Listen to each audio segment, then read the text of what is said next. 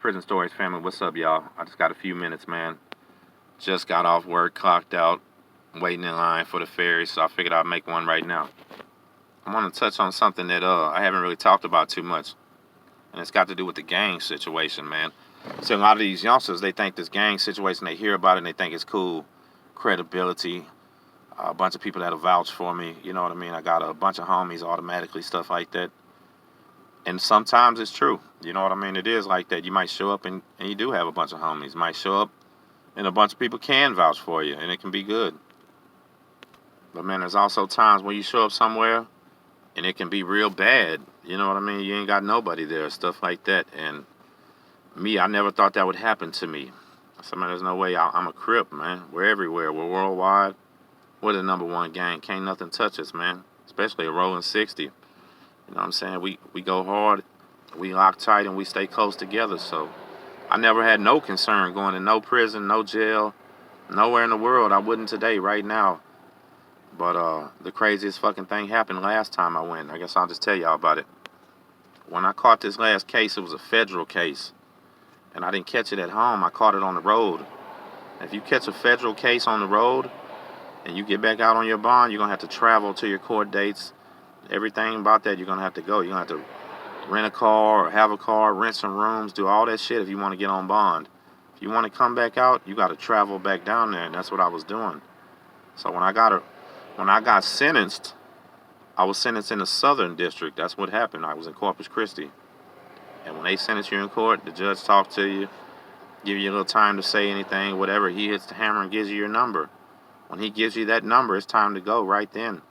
And they take you, they handcuff you, they walk you to the back, man. There was a little holding cell back there. When they took me to that holding cell, it was dead empty, man. I was the first guy, walked straight in, couldn't even believe it. Like, fuck, this really just happened. Now here it goes. I blew my chick a kiss and waved to my grandma and said, sorry, I'll see y'all later. When I'm sitting back there, I'm waiting, man. You know, it's like this weird feeling that only a man that just got sentenced can feel, and it's something that you can't describe. Because I'm sitting in there for about 15 minutes and the door opens up. Here comes this big black dude. He comes through and he's looking all depressed, sits down. I just kind of nod at him. He nods at me. And here comes this lawyer talking to him. She reached through and grabbed him and just kind of shook him and said, you know, I'm so sorry I had to talk about that in court like that. She said, but it's the only way it'll work. He said, man, don't worry about it. It's all good. Thank you.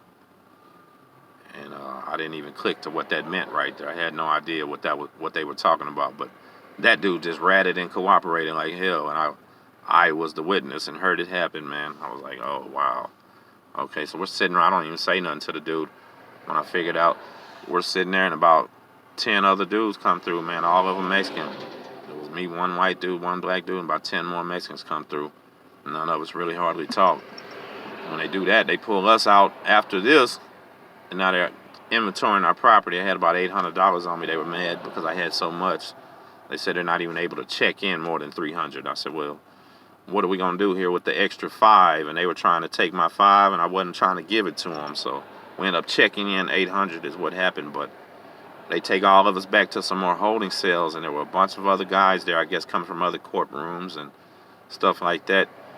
And I would say probably about 45 guys. 1 white, 1 black, 43 Mexicans. You know what I mean? So me and him actually kind of just fall to the back, and we're standing by each other. We don't even talk. You know what I mean? He's knowing I heard that he told, so he's not speaking to me, and I'm hearing that he told, so I'm not speaking to him. And I'm just kind of like, all right, this is what it is. So we're all in this little cell, and I'm not even knowing where we're going, man. Like, I had no idea. Are we going to the county jail? Are we going to prison, man? Where the fuck are we going? And why don't I even know? Nobody's telling me. You know what I mean? So I hear one of the vatos over there. I actually see him. He's got a big 5-point crown right here, and it says LK right there. So I hit him up like, what's up, homie? I say, where we going, bro? I said, I don't even know what's happening. And he looked at me, and he said, who you roll with? I told him, man, I'm a Crip, man. What's up? He said, oh, yeah. And he came over there and he started talking to me. We was being cool as hell. And it wasn't no problem, man. He told me we're going to Coastal Bend Detention Center. So that's where he just came back from. I said, damn, okay, I never even heard of that. But let's go, all right. So Here we go. Let's saddle up. Let's ride to Coastal Bend Detention Center. See what this motherfucker's like. Yeah, so check it out. They put us all in black boxes. Shackle everybody. Hands, feet. Can't move. And I kind of slide over there actually by the guy that was the Latin King. Because I'm knowing that they ride with, you know, Crips and Bloods in the prison and stuff like that. So I get over there kind of by him. I don't know what to do. They put us on the bus, man. They take us to the world's smallest sally port, man. Unbelievable. We hop out, damn near got no place to even get out. Come inside, and they got the little desk set up like cash registers with the little window. You gotta walk up and talk to the ladies.